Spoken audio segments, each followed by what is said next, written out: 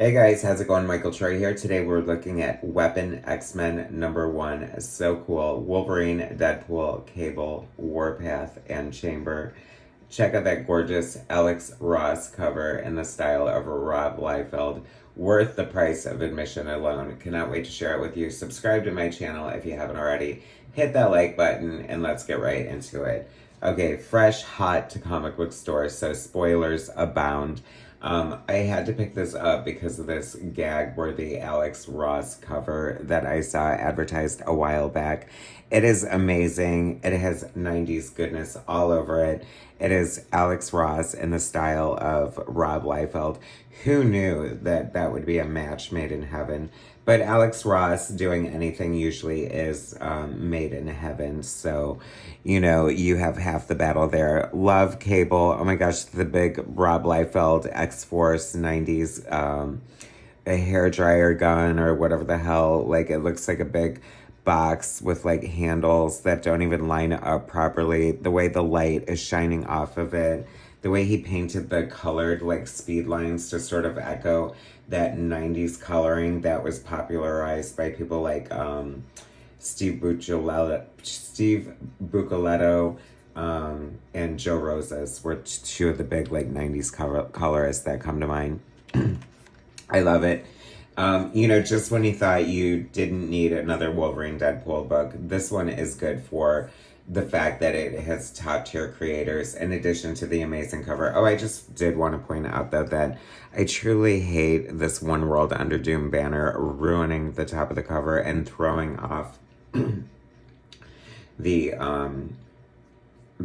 layout kind of dynamic. So boo on that. They should have done it at the bottom or in the corner or something. I get it, like it's an event. I don't know. It blends in with my background. Huh.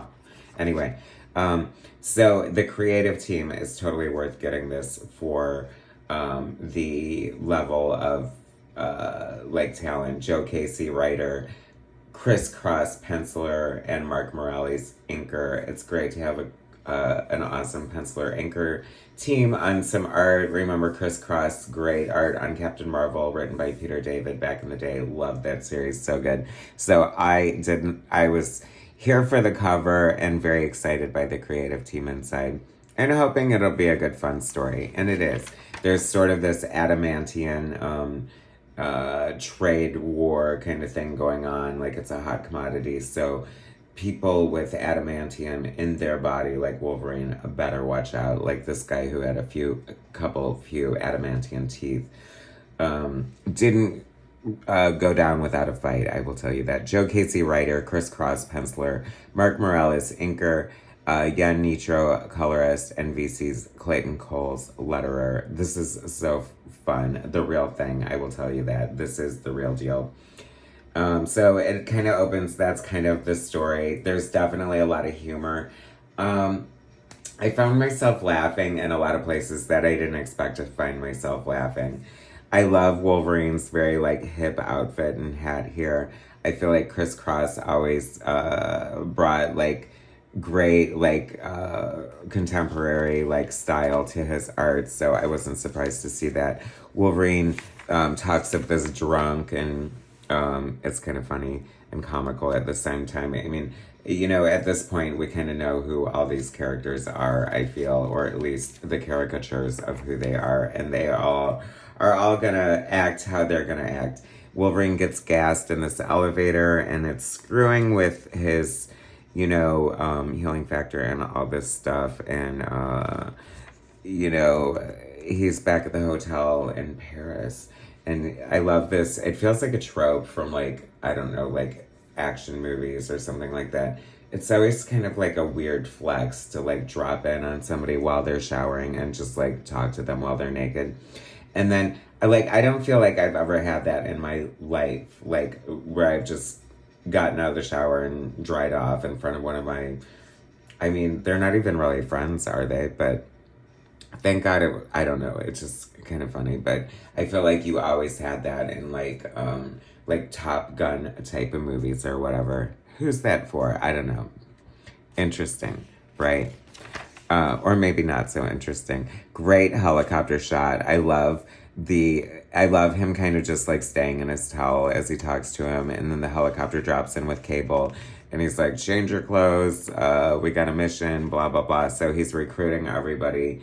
And the weird, I mean, what a great lineup here. The weird one seems to be Chamber. And can we say how weird it is to see Alex Ross painting Chamber's explosive effect? I mean, what is Chamber's power really, aside from being English and getting drunk in a bar? His power blew up his jaw off, and so he sort of is like this star magic creature thingy. Like, I can't even explain his power. I don't know. He always looked cool the way Chris Bachalo drew him. Looks cool here, so I will totally take it. And very good for comedy relief, as we will see. Just kind of a tragic character. You know, a bar is always a situation where you're going to see characters like this hanging out. Love the reflection of Chamber with his mouth aglow and Cable's metal arm. Great fun effect. The art is so good. You know, Joe Casey is a great writer. Like I said, I'm laughing like the whole time. I felt like he really did well with the breaking of the fourth wall, because, you know, Deadpool keeps calling attention to like what great branding this is. How did nobody think of this before? Claremont, like Hickman, Morrison, and nobody ever came up with Weapon X-Men. You know, they're more than their mutant powers, they're weapons. And like, it's just, it could, you know, you can hear the elevator pitch. It's like almost done on a dare or a gag. Love Warpath or Thunderbird or whatever. We haven't really totally found out what his deal or why he's here yet, but he's here for a reason. So of course they're all going to come together. You know, he's like, I don't know, is that appropriation? Is that tropey? Is that terrible? Like his outfit, I don't know. Is it like, you know, I don't know what are the word for it, stereotypical, but damn, it's so cool, right? And I don't know, I always feel like he was always underutilized, even when they brought him back for X-Force, like not enough.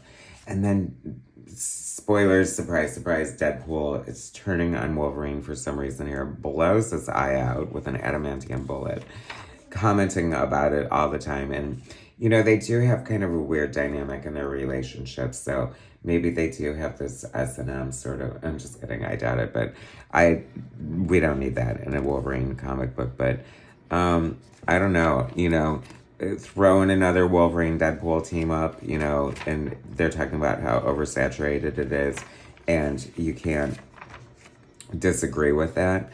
I mean, look, it's all over the place. Pool Illuminati, for Christ's sakes. I mean, what are they thinking?